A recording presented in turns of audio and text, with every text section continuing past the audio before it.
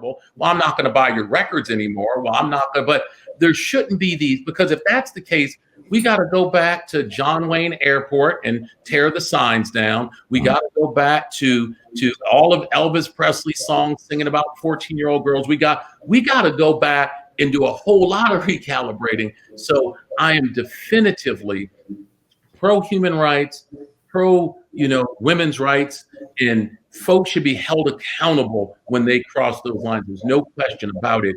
I don't think that it needs to be a huge X through your entire contribution for your life cycle. And that was one of the things I worried with my dad when he got older, because he insisted on driving. He was having little accidents regularly. And I was just thinking, wow, I don't want some horrible accident with a school bus to wipe out the legacy of all the good work. And so I frequently say, no country for old legends. The aging process is real. A lot of what I did for my dad, I also did for Miss Cicely Tyson. And I saw on a very real level how hard it is to carry limelight as the aging process starts to weigh on you.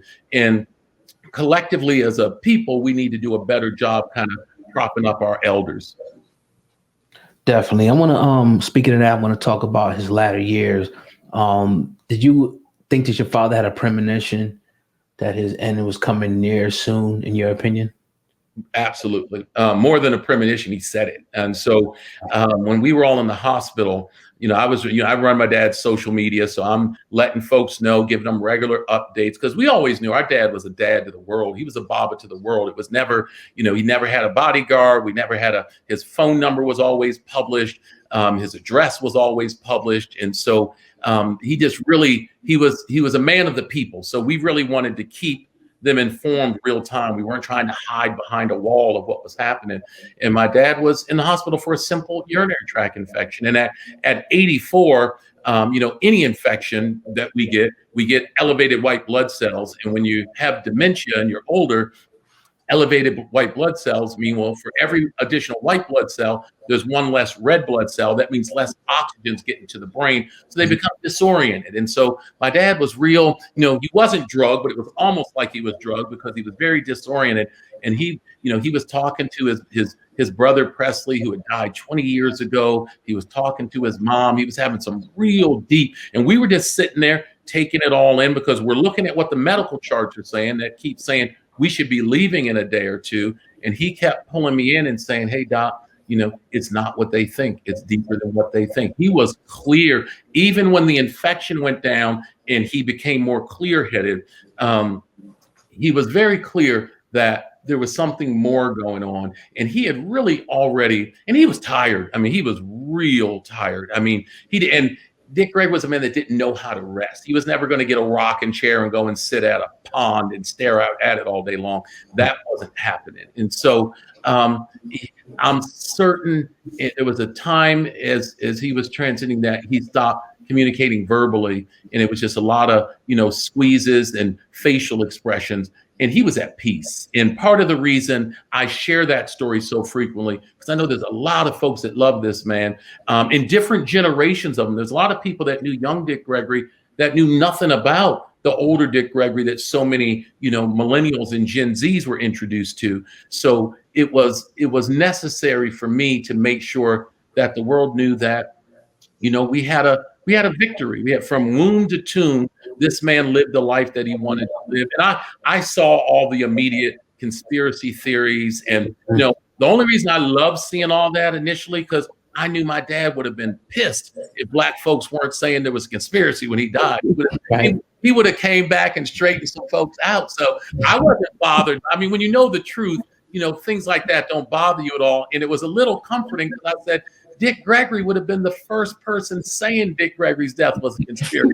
So he trained us all well. So that, as odd as it may seem, it was heartwarming for me to see those posts and, kind of smile inside and say, Pop, I know you're smiling down on this, and you would have it no other way. You do an excellent job of representing him, man. This is a masterful. I just wanted to put that in there. I appreciate that, brother. I truly do. It's a badge of honor for me. I'm not just my dad's son. We were business partners, and we really were best friends. And so when you have that level, and that's what, our parents take care of us, then we get the same age and we become equals in a sense. And for my dad, when he lifted that dad veil, and some of the siblings saw the motherfucker this, the nigga that, it was, it was a little much, because I had never heard my dad swear in my entire life. I was 19. I was so happy because I thought something was wrong with me. I was like, here, foul mouth running. And then I was like, damn, for the first time, I felt part of the family when I heard Pops cut up. And it was like a glow. And we clicked from that point. There was conversations to this day. If there was a hot mic, you wouldn't be talking to me right now. So we would talk about some wild stuff. I mean, and so for me, it just is so important to protect his legacy and still share that side. I mean, Dick Gregory was, for most of his life, he was a vegetarian, then a vegan. Then as he got older, he started letting it all hang out. And, he would sometimes show up with some shit. I was shocked to see him eating. And we all earn that right when we get older. Right. And he was doing an interview once. We were on NPR, and they said, well, Mr. Gregory, you still a vegan? He said, depends who's watching. And so he was always honest with it. So and that doesn't mean he didn't support, but it's just when you get older, you want to do, and he earned that. So I was never like, oh, Pop, don't drink that. What do you, it's like, one of my sisters, called him out one day when we were heading to 30,000 feet, heading to Harare, Zimbabwe for a summit there. And it was a who's who of folks on the plane. And she called my Pops out. Let me just say it didn't go well. So family or not, he could let us have it. And I'll just say it didn't go well. But it was always rooted in just comedy and more laughter than you can even fathom. Dick Gregory's funniest jokes were never on a stage. And he would always explain the difference between being a comedian and being a humorist. Dick Gregory was both. Comedian was the material he did on stage. But when a comedian's on stage and someone heckles them, the ability to turn and come out of their routine and respond, that's a humorist.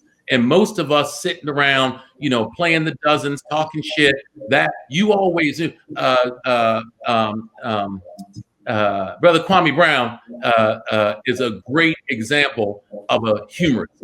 Like whatever and that's what a lot of people can't figure out what they're witnessing. You're a funny ass cat, not a comedian. He's not reading mind. He's responding on your asses, and it's quick. And that's what's fucking people up, because they're like, whoa, this brother, and he's got nothing to lose because they dogged him out for so long. So his skin is so thick.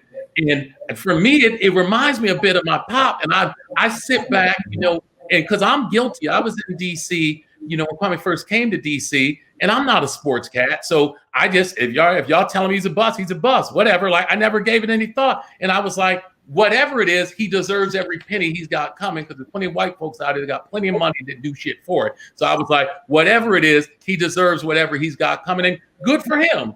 And so now to see this reinvention, this reincarnation, oh, it's beautiful, man. I mean, I'm always late to things because I'm not completely in step with what's happening out here. But my wife and I, we went back watching over the videos, and we just howled with laughter. It's just good to see. I couldn't tell you nothing about Mama's cooking or seasoning. All I know is it's hilarious, it's spontaneous, it's real. And he seems, and I don't agree with I didn't agree with everything Bob said, but I love the fact he believes what he's saying. He's not being controlled by anyone. And some of the folks in our community that we're not supposed to go after, he's calling bullshit on, and he's going at them full speed ahead. So I just like honesty. Whatever your truth is, kick your truth and be fearless.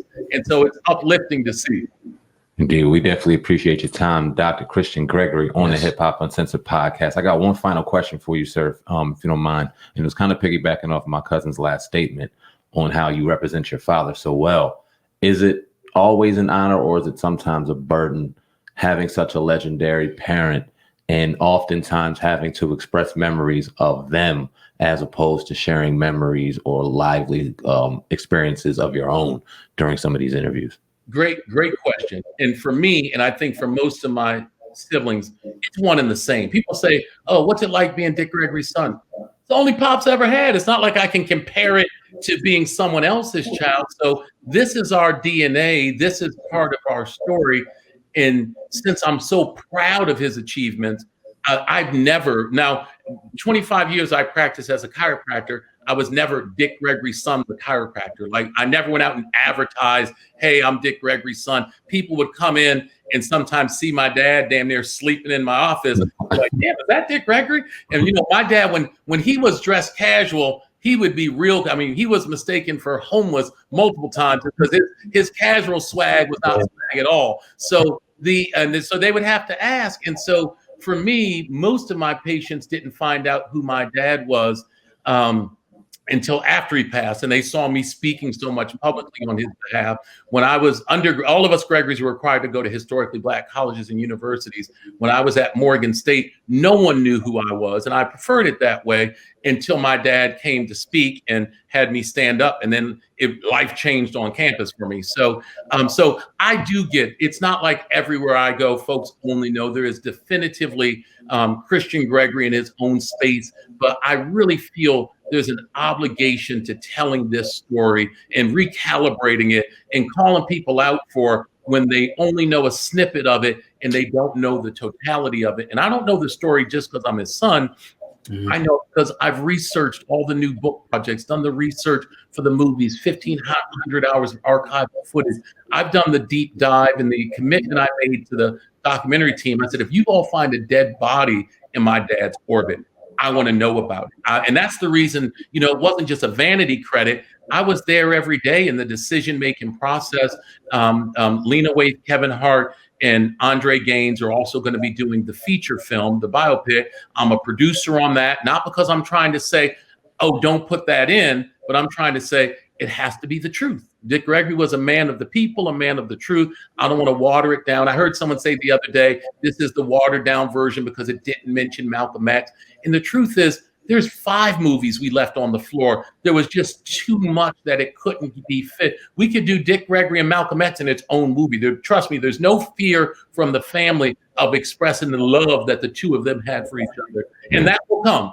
But absolutely, for me, I appreciate both you and your cousin's kind words. And I hear it a lot because this is my full-time focus now of really propping up my dad's legacy and making sure people, get it straight and love him or hate him, at least know that the man was, he was on the front line for justice and he definitively loved his people. Definitely appreciate you, Dr. Christian Gregory. Man, it's been an honor this past hour, and I wish you nothing but success, in your endeavors. Real quick, before you get out of here, drop your social media outlet and let people know about the project on Showtime. Yes, absolutely. So the project is the one and only Dick Gregory, available. It's scheduled on Showtime. You can also stream it 24/7. The film is like my dad's life. Every time you watch it, you find something different. There's a new little nugget, and plenty of the folks you love and appreciate are in there, letting you know their feelings. On social media, it's all just Real Dick Gregory. I'm Dr. Christian Gregory on social media. And I'll connect with you all to put all that information out there in regards to all my dad's nutrition products are still available at wellnessinnature.com, wellnessinnature.com. You'll hear a lot of that discussed in the movie. All of my dad's books have been republished. Just mentioned we released Nigger in Japan. We're getting ready to release Nigger in Croatia. And just me saying that would have my dad howling with laughter about, where we're dropping niggers at. So, yeah. It's real. The beat goes on. I appreciate you brothers and the time you allowed me on your platform here tonight.